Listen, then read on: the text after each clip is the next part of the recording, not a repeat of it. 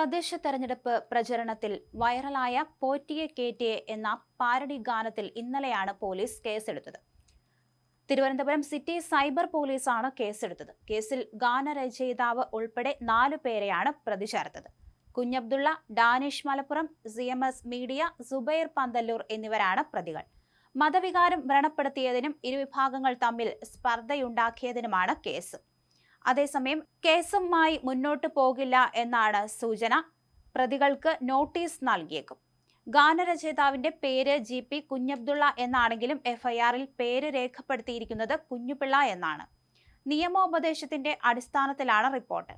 അയ്യപ്പന്റെ പേര് ഉപയോഗിച്ചതിൽ കേസെടുക്കാമെന്നും മതവികാരം വ്രണപ്പെടുത്തിയെന്നും റിപ്പോർട്ടിലുണ്ട്. തിരുവനന്തപുരം സൈബർ സ്റ്റേഷനിൽ കേസെടുക്കും. ഗാനരചയിതാവും പ്രചരിപ്പിച്ചവരും പ്രതികളാകുമെന്നാണ് വിവരം. പോറ്റിയെ കേറ്റിയെ എന്ന പാരഡി പ്രചരണ ഗാനത്തിനെതിരെ തിരുവാഭരണ പാത സംരക്ഷണ സമിതി DGP റവാഡ ചന്ദ്രശേഖറിന് പരാതി നൽകിയിരുന്നു. ഈ പരാതിയിലാണ് കേസെടുത്തത്.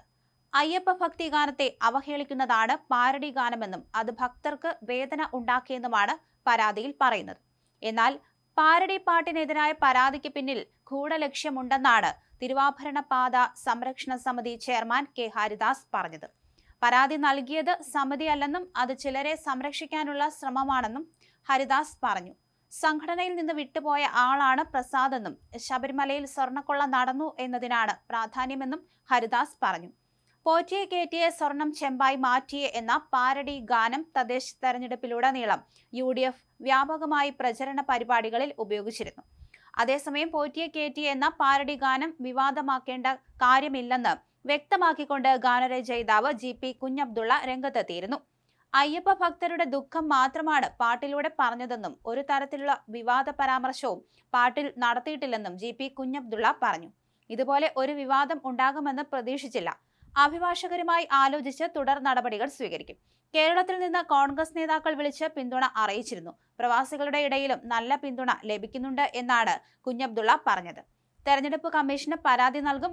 ഭക്തിഗാനത്തെ വികലമായി ഉപയോഗിച്ചെന്നും വിശ്വാസികളുടെ വികാരം വ്രണപ്പെടുത്തുന്നുവെന്നും കാണിച്ച് തിരുവാഭരണ പാത സംരക്ഷണ സമിതി ജനറൽ സെക്രട്ടറി പ്രസാദ് കുഴിക്കാല നൽകിയ പരാതിയുടെ അടിസ്ഥാനത്തിലാണ് നടപടി. ഗാനം ഗുരുതരമായ തെരഞ്ഞെടുപ്പ് ചട്ട ലംഘനമാണെന്ന് കാണിച്ച് തെരഞ്ഞെടുപ്പ് കമ്മീഷന് പരാതി നൽകാൻ ഒരുങ്ങുകയായിരുന്നു CPM. എന്തായാലും ഇതിൽ തുടർ നടപടികൾ ഉണ്ടായേക്കില്ല. ഈ പ്രതികളായവർക്ക് നോട്ടീസ് നൽകാൻ മാത്രമാണ് സാധ്യത കൂടുതൽ. അതേസമയം സംസ്ഥാന പോലീസ് മേധാവിക്ക് നൽകിയ പരാതി സൈബർ ഓപ്പറേഷൻ SP അങ്കിത് അശോകാണ് ഇപ്പോൾ പരിശോധിക്കുന്നത്. പ്രാഥമിക അന്വേഷണം നടത്തി റിപ്പോർട്ട് തയ്യാറാക്കിക്കൊണ്ടിരിക്കുകയാണ്. അങ്കിത് അശോക് പ്രതികരിക്കുകയും ചെയ്തു.